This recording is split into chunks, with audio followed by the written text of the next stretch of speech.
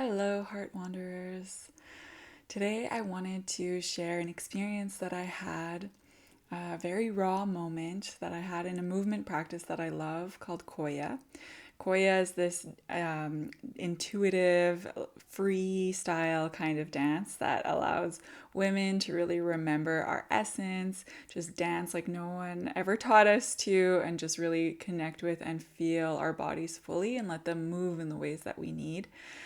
Really moving into the somatic awareness as well, allowing us to feel and to release.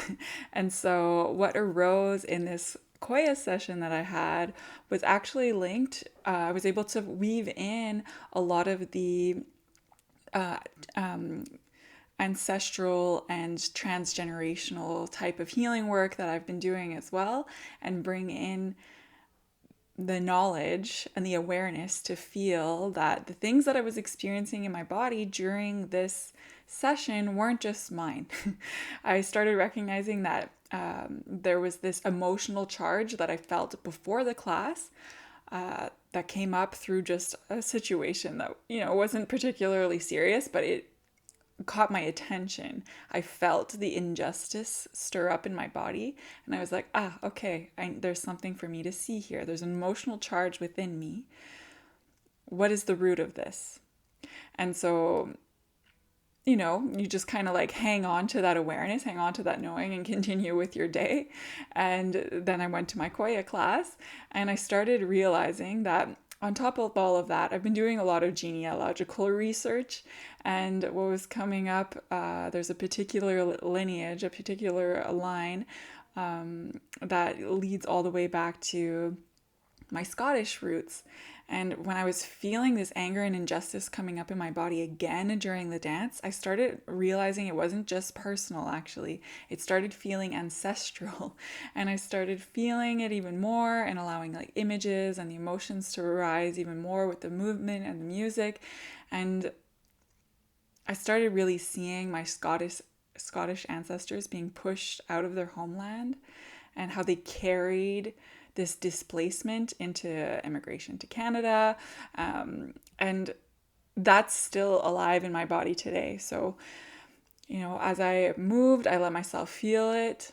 I felt the weight of it, the rage, the grief. And once I started being able to really just make space for it to exist, something started to shift. Because that's the thing with somatic work.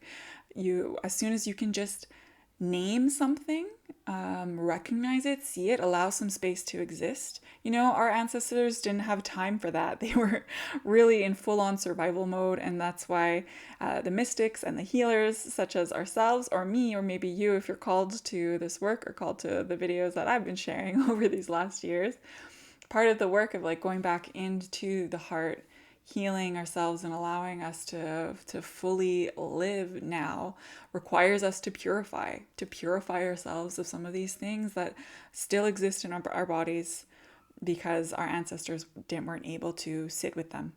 And so, recognizing that this anger that I was feeling was not only mine, allowed it to gently be released through movement, through the breath, through sound.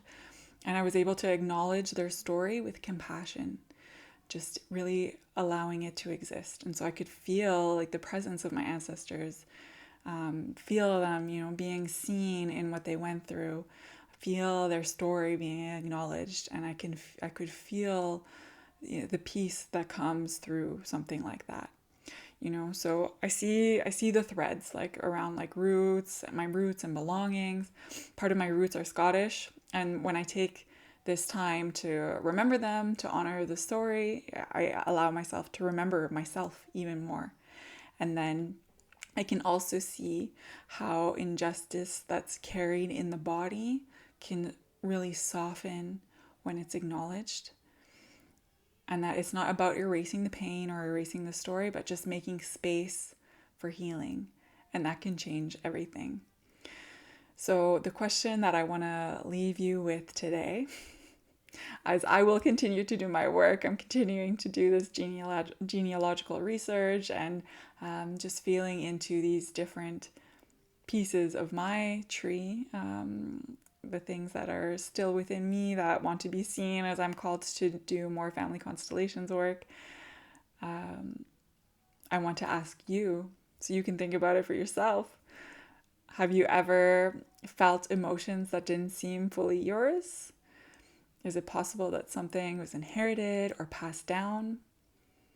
How might your body hold the memory of your ancestors? So, with those questions, let yourself reflect, let them sit, let it percolate. Or, stop this video and go journal, and maybe it sparks something for you right away. But the seed has been planted, and you might receive answers in the next coming hours, days, weeks, if you're open to it. So be prepared for that. And on that note, I'm going to close. We'll just take a moment to check in with the heart. See if there's anything else that wants to be expressed. If you haven't had a moment today to stop and to pause, put a hand on your heart and check in with that space, then I invite you to take that moment now.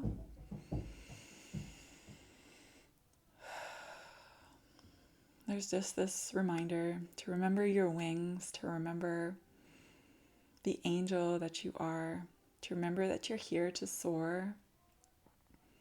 You're here to feel truly alive. And now is the time. And so that might mean having to purify some things. That might mean having to feel some of these things that you're still carrying that aren't yours, because you're the one in your lineage who is here to do that. And that ripples out.